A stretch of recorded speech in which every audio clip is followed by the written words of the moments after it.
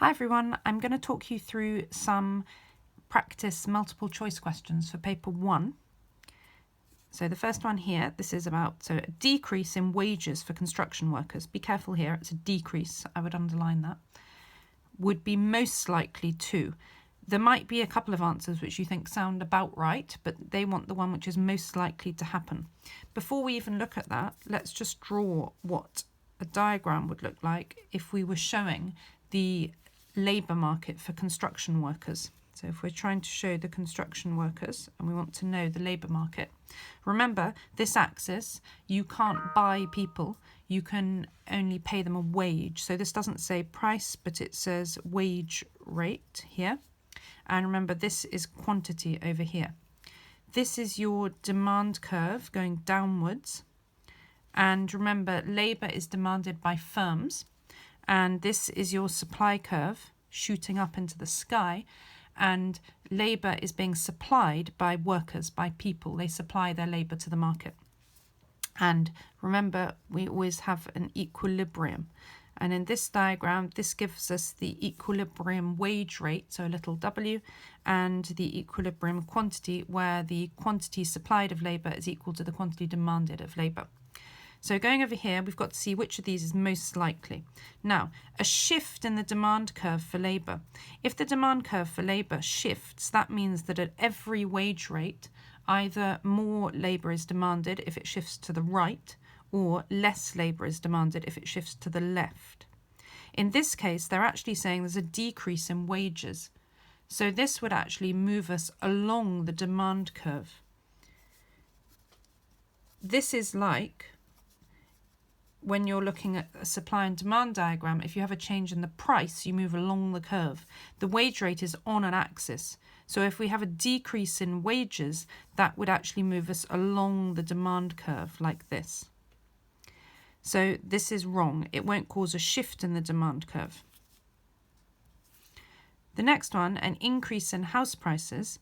If wages are lower for businesses, then actually this would be looking at a different market, not the labour market, this point here. This is looking at the price of houses. This is the market for labour, construction labour. Over here. And remember, this is a derived demand, the demand for labour. That means that the labour is only being demanded because there's a demand for something else. In this case, the labour for construction is being demanded because there's a demand for houses. If you wanted to draw a diagram showing the market for housing,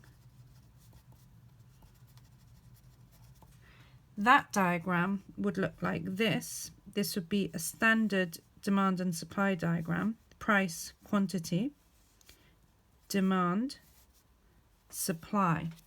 And this would give you the equilibrium price for houses and the equilibrium quantity of houses.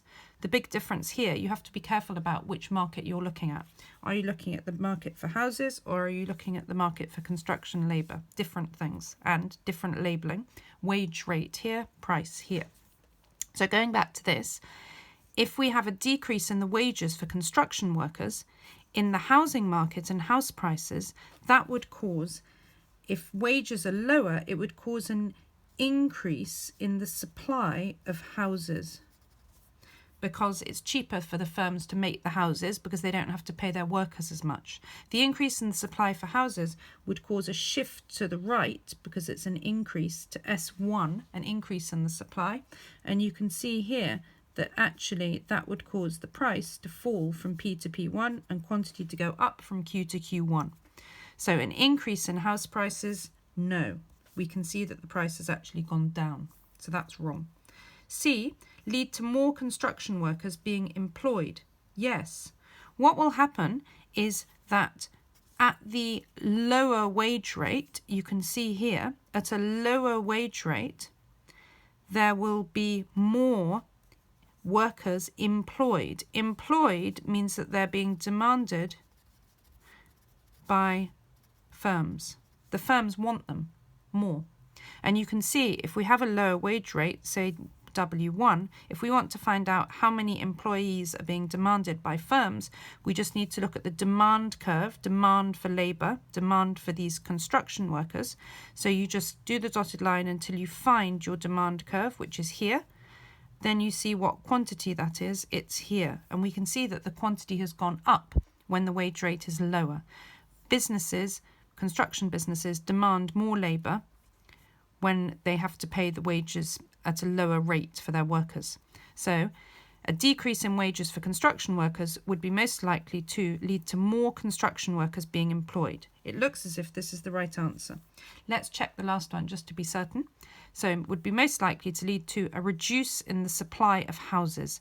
We know this is wrong. We've already established up here that if businesses making houses don't have to pay the construction workers as much, they will therefore, their costs will go down and their supply will go up. And therefore it will increase the supply of houses, not decrease the supply of houses. So the answer is C.